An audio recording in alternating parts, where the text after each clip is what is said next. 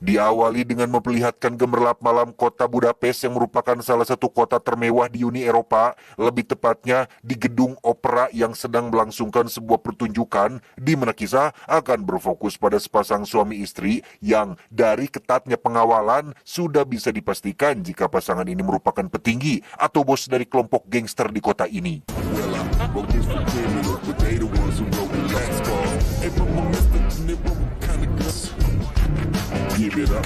Dari kejauhan ada seorang pria tinggi besar bernama, kita panggil saja Yosep, dengan sangat fokus terus mengawasi setiap langkah dari kedua pasangan ini yang dengan perlahan meninggalkan keramaian tepat saat acara pertunjukan akan segera dimulai.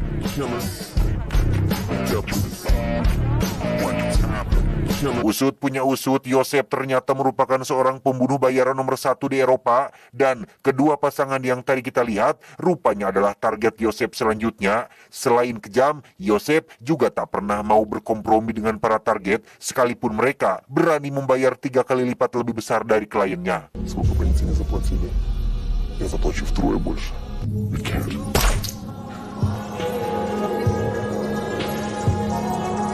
Dan ya, melihat ada bekas cipratan getih di wajah istri si bos, salah satu pengawal langsung melakukan penyisiran dan menemukan si bos yang sudah tak bernyawa, sehingga adu tembak dengan pihak keamanan opera pun tak terhindarkan lagi.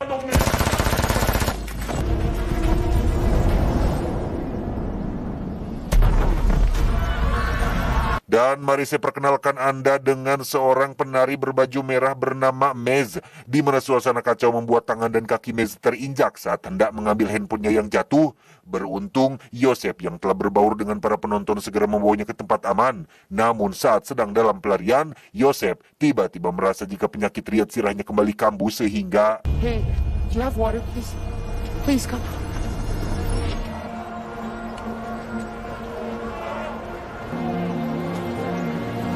Setibanya di rumah, Yosep langsung meminum obat pereda nyeri. Diketahui Yosep ini dulunya adalah seorang mantan sersan militer.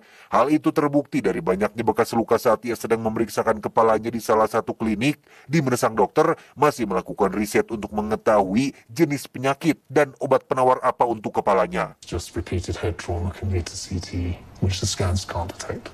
Terkait misi kemarin, Yosep lantas menemui seorang rekan senior bernama, kita panggil saja Samsul. Di sini Samsul juga berperan sebagai manajer keuangan atas profesi Yosep selama ini. Samsul berpesan agar Yosep jangan terlalu fokus pada pekerjaan. Yosep diminta untuk sesekali istirahat, rebahan, agar sakit kepalanya tidak semakin parah. Never get so busy making a living that you forget to make a life. Atas saran tersebut, Yosep lekas menemui Mez di sebuah galeri latihan tari. Sebagai tanda terima kasih atas Yosep yang telah mengamankan handphonenya, Mez pun dengan baik hati memberikan nomor kontak WhatsApp-nya agar Yosep bisa menghubunginya sesekali. Macy. Setelah sempat membuang kertas kontak Mez karena dianggap hanya akan mengganggu pekerjaan saja, Yosep kembali memungut dan memasukkannya ke dalam daftar kontak. Sejak saat itulah komunikasi di antara keduanya terjalin dan saling membangun kedekatan satu sama lain, meski Yosep belum terbuka soal profesinya yang digeluti saat ini. What do you do now? Retirement planning. What? Could you help a dancer who needs to retire soon? Sebagai pembunuh bayaran nomor 1 di Eropa, hari-hari Yosep selalu dipenuhi oleh jadwal membunuh yang permintaannya datang dari berbagai negara besar di Eropa, mulai dari Prancis, Rumania, Australia, Amerika, Cicalengka, Tasikmalaya, bahkan dari Honolulu yang jauh sekalipun. Namun bedanya, kali ini Yosep selalu meluangkan waktu untuk menjalani momen kebersamaan dengan Mez, sehingga hubungan mereka menjadi semakin harmonis.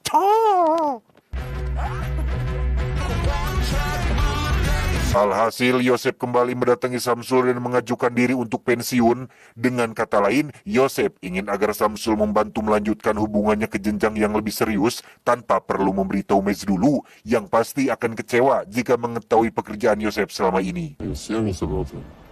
Serious enough to get out of the game before she finds out. So Maisie wants to have a birthday dinner for me and I told her I'd invite friends. Karena sudah tidak punya siapa-siapa, hanya Samsul dan istrinya lah yang jadi perwakilan keluarganya saat ini, di mana Mez yang tulus pun sama sekali tidak mempermasalahkan hal tersebut. Hal itu terbukti dari bagaimana keluarga Mez menerima Yosep dengan sangat baik. Happy birthday, dear John.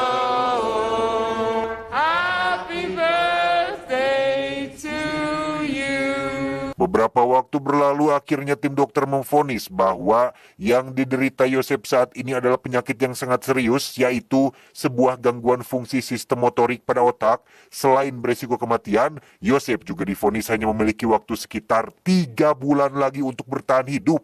Nyanyahuanan Gusti Allah. Bahkan Pak Dokter juga menegaskan bahwa penyakit ini masih belum ditemukan obatnya. So what am I looking at, like chemo, something like that?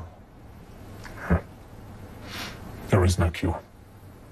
Malamnya Yosep mulai membaca artikel tentang penyakit pada kepalanya yang setelah membaca dari beberapa sumber diketahuilah bahwa saat ini Yosep menerima sebuah penyakit langka yaitu CJS atau Creutzfeldt-Jakob Syndrome alias kelainan pada otak yang menyebabkan demensia dan kerusakan otak secara progresif. Selain langka, penyakit ini juga memang belum ada obatnya sehingga membuat Yosep benar-benar putus asa.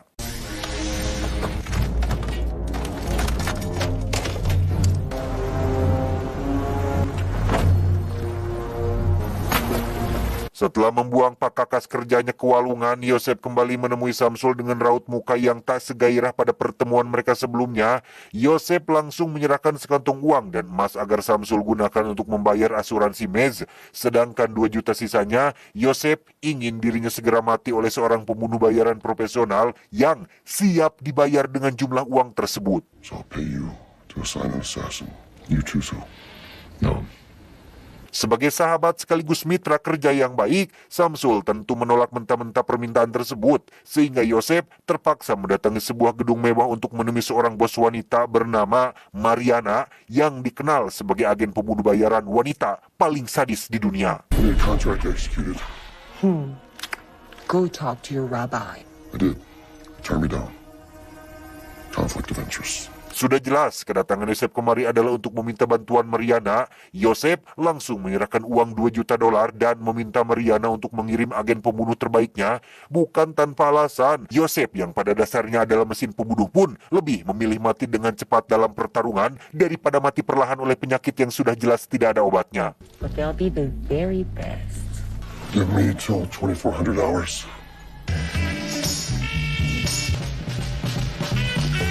Sambil menunggu jam 12 malam yang telah Yosep tentukan, Mariana langsung membuka aplikasi dan memilih profil pembunuh bayaran asal Swiss bernama Loveda. Ini bebatoknya. Dari sekilas kita bisa melihat betapa sangar dan jumawanya orang satu ini. Namun setelah mengetahui jika target berikutnya adalah Yosep alias agen terbaik, pembunuh terbaik di Eropa, Loveda langsung menolak mentah-mentah tawaran tersebut. Ooh, love doll. Then Korean barbecue with a side of spicy Hungarian. Gagal dengan Loveda, kita akan dibawa ke salah satu tempat hiburan malam di Republik Ciko. Lebih tepatnya sebuah bar ekstrim milik seorang imigran Korea bernama Goyang. Ini pamatuknya. Kenapa ekstrim? Karena Goyang berikut semua karyawannya tidak lain adalah geng pembunuh kejam yang tak kenal ampun.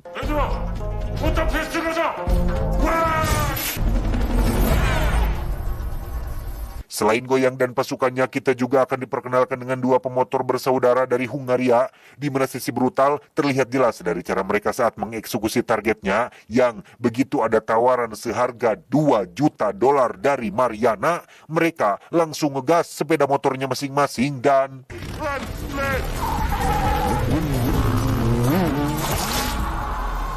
Singkat cerita, malam pun tiba. Yosep terlihat menemui Mez di tempat biasa mereka kencan, namun ekspresi ceria Mez seketika redup saat melihat gestur tubuh Yosep yang tak seperti biasanya. Alih-alih menikmati momen ini dengan romantis, Mez justru harus dibuat kecewa saat Yosep memutuskan untuk mengakhiri hubungan mereka malam ini juga. It's over, Maze. What? Has to be.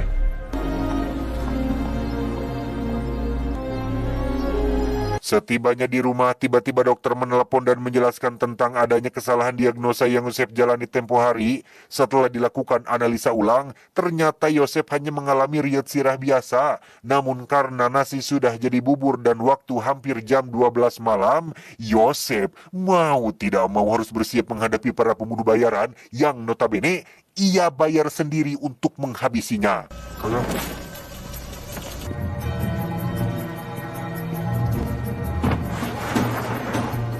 Tepat jam 12 malam, Goyang yang tiba lebih dulu langsung menyelinap masuk ke rumah Yosep. sempat diperingatkan bahwa telah terjadi kesalahan dan kontraknya akan dibatalkan, Goyang justru menganggap itu hanya sebuah lelucon agar Yosep bisa kabur sehingga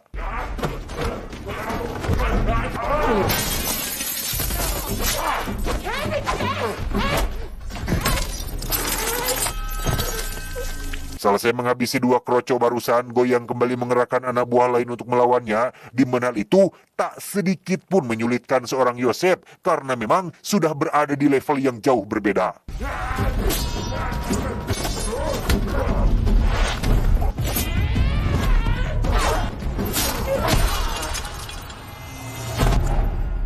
Tak hanya mereka saja, Goyang sendiri berhasil Yosep tumbangkan dengan sangat mudah, yang ketika si cewek masih hidup dan berusaha menikam Yosep dari belakang, tiba-tiba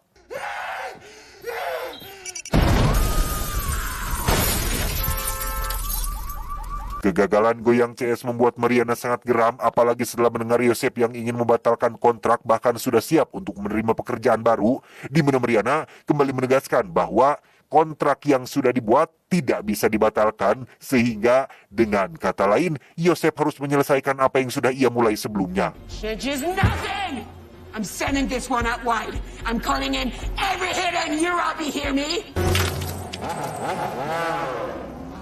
Bukan Yosep namanya jika harus mundur dalam urusan bunuh-membunuh, ia langsung bersiap untuk menghadapi si pemotor yang sudah tiba di sana. Setelah menelpon Maze untuk segera mengamankan diri, Yosep lantas menghadapi kedua pemotor tersebut dan menghabisi mereka satu persatu tanpa mengalami kesulitan yang berarti.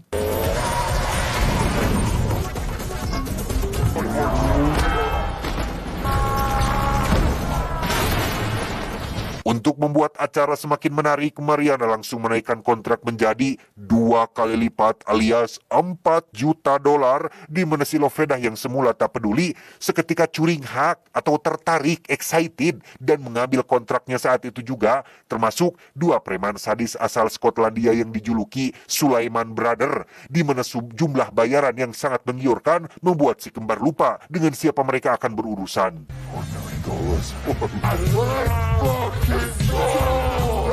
Kembali ke Yosep yang tengah mengobati lukanya di rumah Samsul, Yosep menceritakan soal perubahan vonis dokter atas penyakit kepalanya. Sementara terkait masalah kontrak dengan Mariana, Yosep meminta bantuan Samsul agar membekalinya senjata. Namun karena Samsul sedang dalam persiapan pensiun dan semua senjata sudah dikembalikan pada atasannya, ia hanya memberikan beberapa gunel peledak untuk sekalian kapisek saja.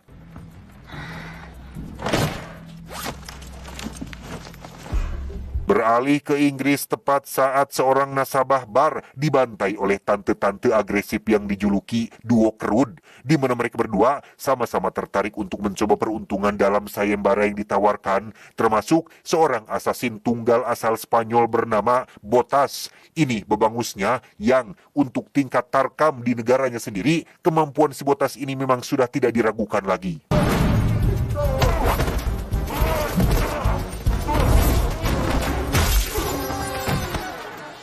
Tak lama, muncullah istri Samsul yang diam-diam memiliki skill terpendam titisan dari Maerot yang dengan hanya menggunakan satu teknik pijatan saja, penyakit riet sirah yang dialami Yosep langsung sembuh saat itu juga.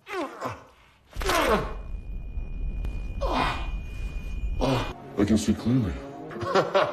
My headache's gone! Di saat yang sama, Lovredah sudah tiba di stasiun kereta dan langsung dijemput oleh keponakan Mariana. Sebelum menghabisi Yosep, Lovredah diminta untuk menculik Maze terlebih dahulu dan akan menjadikannya sebagai jaminan kalau tidak ada yang bisa menghabisi Yosep.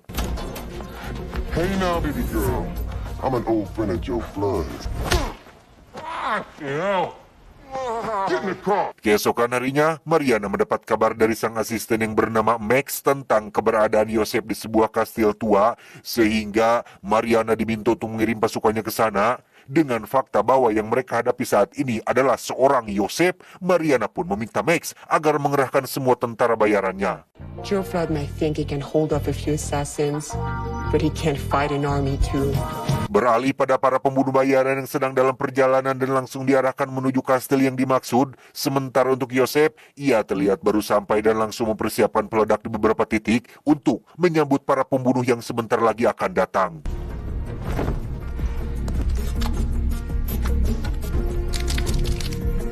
Tak lama muncullah Sulaiman Brothers yang langsung masuk tanpa punten-punten acan, di mana Yosef dengan santainya langsung melemparkan granat tepat ke arah mereka sehingga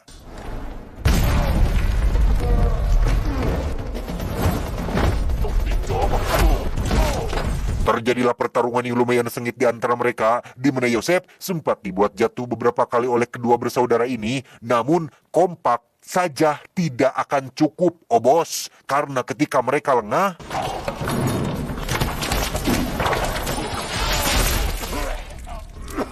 melihat sang kakek tewas tertojos tanduk rusa yang menempel pada dinding, sang adik yang lebih kita kenal sebagai Yuri Boyka pun langsung menyerang Yosef dengan tendangan ciri khasnya. Namun karena di film ini Boyka hanya berperan sebagai figuran saja, membuat sang sutradara tidak bisa memberikan privilege lebih kepadanya sehingga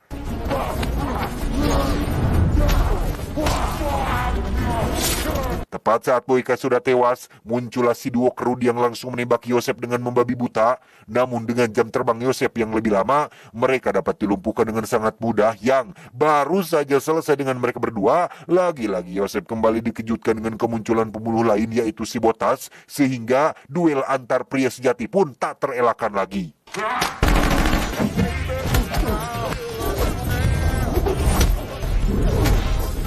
Kali ini, Yosef cukup dibuat kerepotan dengan skill berkelahi dan tarian capoeira yang dilancarkan oleh si Botas. Bahkan, beberapa pitingan yang Yosef berikan mampu dengan mudah dibalikan oleh si Botas ini hingga membuat pertarungan kali ini berakhir seimbang.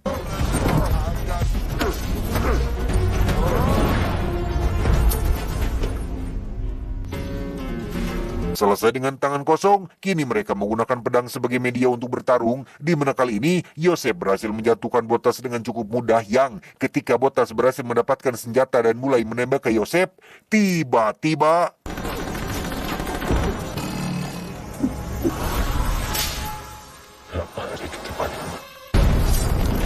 selesai dengan Botas yang tewas akibat terkena jebakan granat, muncullah Loveda yang menelepon dan memberitahu jika saat ini Mads sedang bersamanya.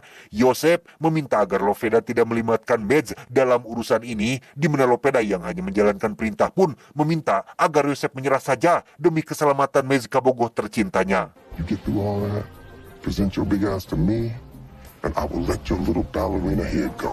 Tak lama, muncullah rombongan tentara bayaran di bawah komando si Max, di mana mereka langsung masuk dan menggeledah seluruh isi ruangan. Sementara untuk Mads, ia terlihat sedang membujuk keponakan Mariana agar mengizinkannya pipis dulu sebentar, padahal Alright, take one.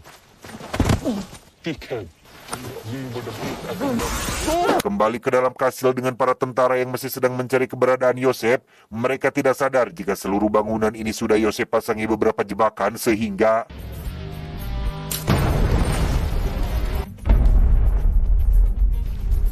dan ya, suara keras ledakan yang ditimbulkan membuat Max dan pasukan langsung papetor menuju sumber suara, di mana Yosef berhasil merebut senjata dari sisa musuh yang berada di sana dan langsung membrutal menghabisi sisa pasukan yang masih tersisa.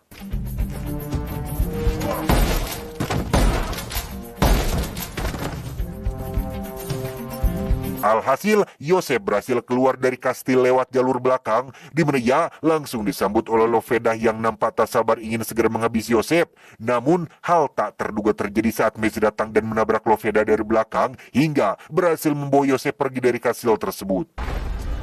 Get in the car!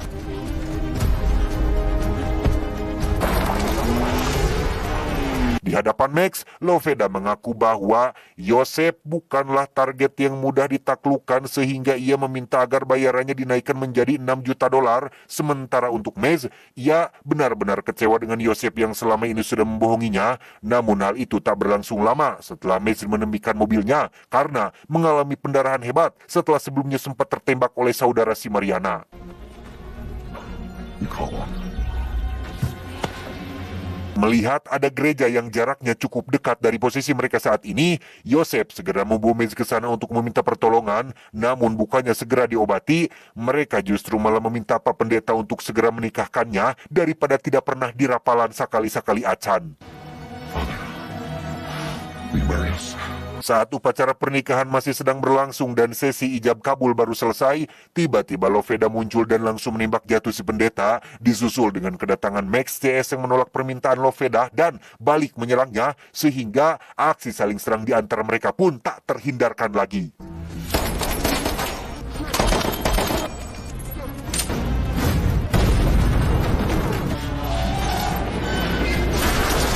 Naas bagi Lopedah yang dibuat tak walah kaya setelah tubuhnya tertimpa sebuah tangga baja. Beruntung, Max tak sempat menghabisinya karena lebih memilih untuk menghadapi Yosef yang tiba-tiba menyergapnya dari belakang. Akan tetapi, Walk away clean, or you go out on your... untuk pertama kalinya, Mads memegang senjata dan menghilangkan nyawa seseorang. Sempat ngehuleng tarik karena tidak percaya, Yosef langsung menenangkan dan mengajaknya untuk segera pergi dan meninggalkan Lopedah yang saat ini masih terjebak di reruntuhan. Really? Come on, man. Y'all don't leave me here. Dengan fakta bahwa saat ini Yosef akan berbalik memburunya, Mariana langsung berberengkas untuk menjauh dari kota ini. Namun, pelariannya harus gagal setelah Samsul mencegatnya karena menurut Samsul, melibatkan tentara bayaran dalam kontrak ini adalah sebuah pelanggaran kode etik dan itu sangat ilegal, di mana hal itu memang disadari betul oleh si cecer Mariana ini. Don't take the blame. Hate the game. Terakhir, kita akan diperlihatkan dengan Yosef dan Mads yang melangsungkan pernikahan dengan Samsul sebagai walinya. Setelah semua ketegangan yang mereka berdua lalui sudah selesai, Yosef memutuskan untuk pensiun dari pekerjaan bunuh-membunuhnya dan akan fokus menjadi bapak-bapak konvensional seperti pada umumnya. He's retired. Tamat.